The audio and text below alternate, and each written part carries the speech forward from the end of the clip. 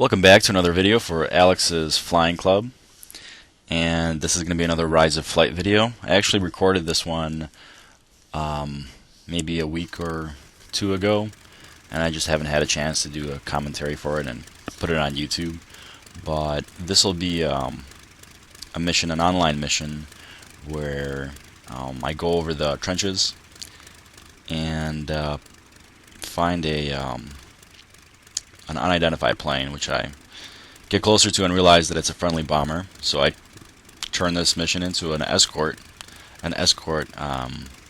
sortie, and then eventually get into a scissors fight with allied planes. So I'll just gonna take off here. Still flying the Albatros D5. And actually, since then, I know I've kind of hinted at it in my previous videos. I've gotten Track IR, which is an amazing system for flight simulators. I'm having a really fun time with it, and it works well with Rise of Flight. The track mode, the recording mode, actually remembers the inputs from the Track IR, which is awesome because these videos will be a lot better in the future. I actually have one more I'm going to post that I recorded earlier, one more Rise of Flight video after this one that's not using Track IR, and then after that hopefully all of them will be with much better, much smoother views of Track IR. Unfortunately, Ace is High, the game that I usually play, and that I think has the best gameplay out of all the flight simulators out there, even though the graphics aren't great. But that game, the recording mode, the track record mode, does not remember inputs from Track IR. So that's kind of a bummer. I'll have to figure something out with that.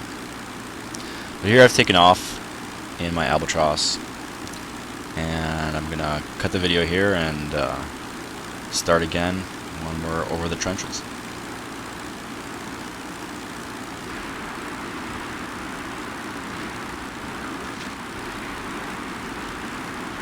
If I remember correctly, I think I'm going to fly through this cloud, which I really like doing in this game. It makes me really feel like it's the real thing with all the moisture on the goggles that the game simulates, and the added challenge of trying to remember what your orientation is, what your bearings are, because you can't see anything. You have to rely on your instruments. I think I mentioned this in a previous video, but what I do is I look at my compass to make sure that I'm not going left or right unnecessarily, that it's just standing, just going straight. And then I also look at my speed to determine that I'm not inclining or declining my airplane. So then I'm just going straight and level pretty much. Come out of the cloud here, and I think I'm going to cut the video in a minute here, until I reach the bomber that I'm going to be escorting.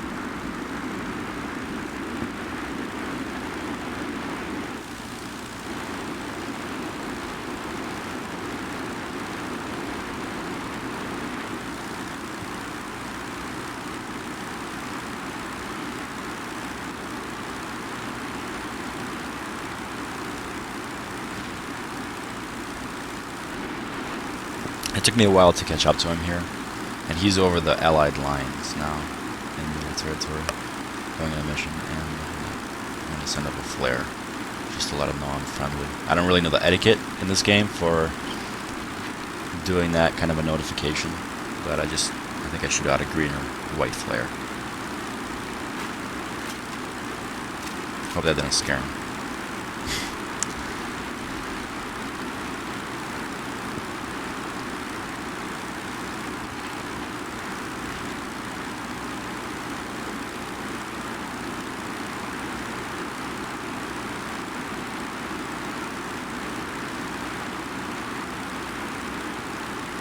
Last weekend I went flying in Trikes, Air Trikes, which is a really cool airplane. It's like I don't even know if it's technically an airplane, but it's like a hang glider, but with an engine, with a propeller in the back. It's like a pusher aircraft, like a DH-2 from World War I.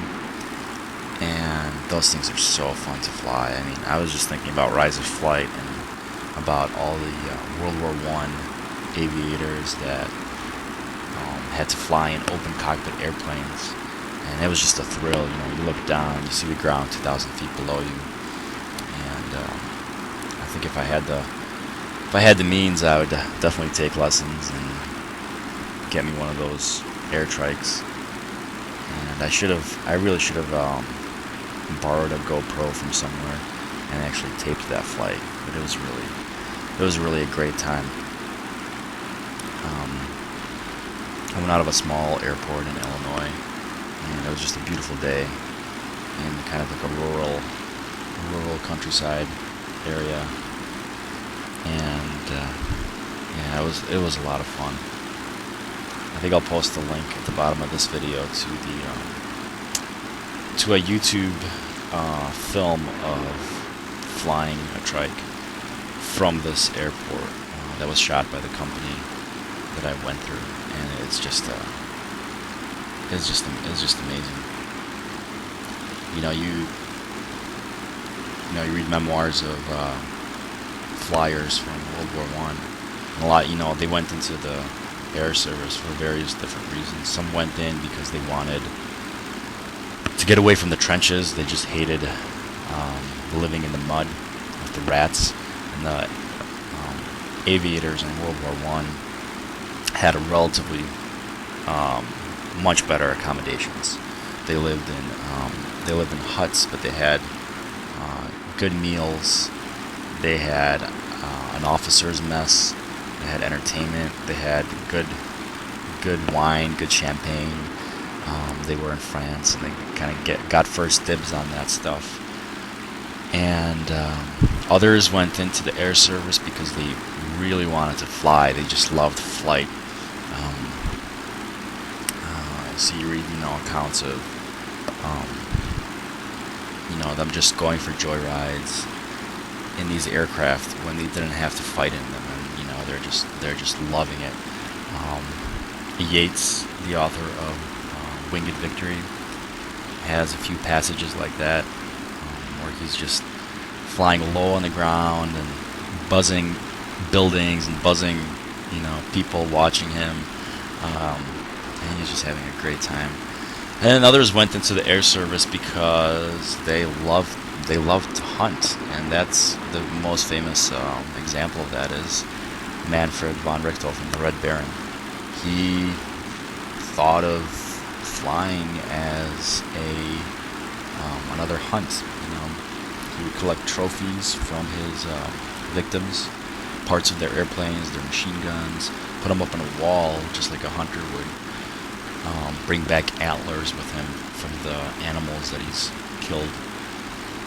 So, yeah, I think what draws, if I were to fall into one of those three camps, well, obviously I'm not in the trenches, so that I'm not living in mud, so we can leave that one out of there, but I definitely think I just enjoy the pure experience of flight, and I kind of reinforced that in my mind when I went flying in the trikes this past weekend.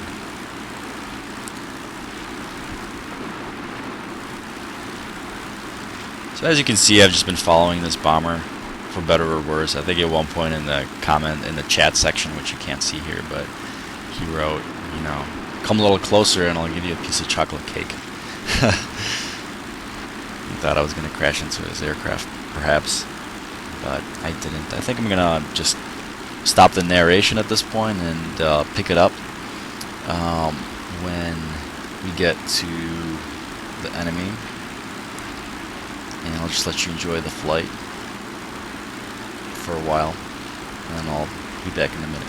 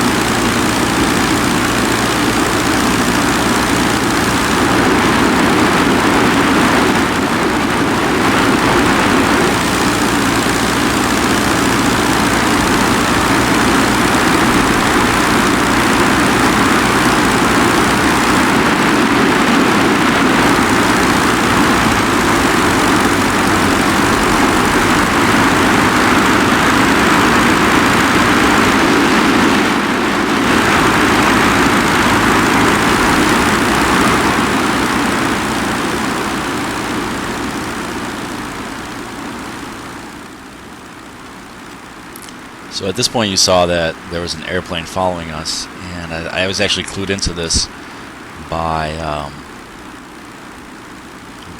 somebody in the chat. I think maybe the bomber, probably the bomber I was following. He said, "Hey, look out behind you. Somebody following you." So that was a good catch. I should have been checking my 6 and not just enjoying the cloud flying. But now I'm engaged with this Allied aircraft, and he's on my 6. And I kind of learned from my previous experience fighting down low. I think a couple videos ago I was trying to do a barrel roll, and with these World War I aircraft you don't want to do that down low. You want to have enough altitude to pull off a maneuver like that. So I engaged this guy in more of a scissors fight, and a scissors fight is where you use your roll rate and you turn your roll from side to side to bleed speed, to bleed energy, in an attempt of getting your enemy to shoot past you, and then he's no longer behind you, you're behind his 6, and you've kind of turned the tables on it. So that's the kind of fight I'm going for here.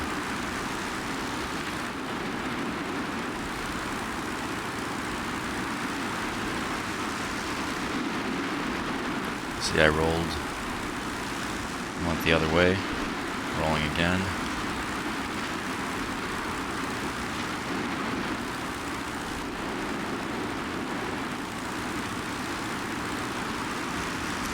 I think we're in German territory now, and the anti-aircraft fires shooting at him. Actually, he stalled there. I had a moment where I could have caught him, but I don't think I turned quite right. So I lost that advantage. But as I was saying about the anti-aircraft fire, I don't think it would be normally firing when two planes would be engaged, because it would be too much of a danger to hit their own sides plane. There we go. I scissored.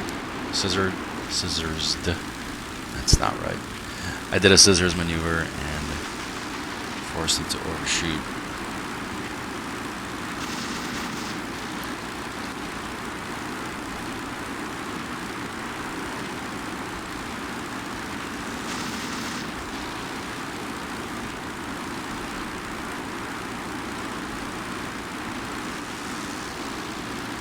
Now we're really low to the ground. And this is how a lot of fights would end up. Dogfights in World War I. Planes naturally descend as they're fighting because they're bleeding energy. And here I'm just doing scissors to keep him in front of me.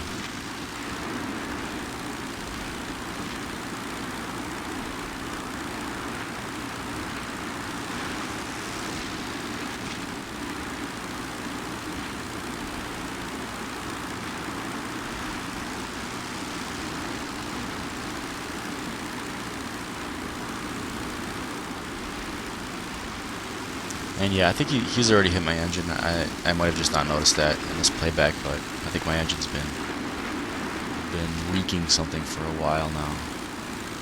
And I'm just kind of trying to extract myself from this fight, if possible. And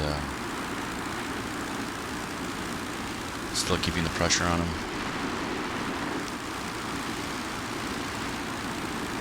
The nice thing about the scissors maneuver is that it makes you a harder target to hit as well. When you're rolling and banking at the same time, you become a much more difficult target. So with the damaged plane, I crash landed, and that was the end of that fight and the end of this video. Thanks for watching, and stay tuned for more videos. Bye.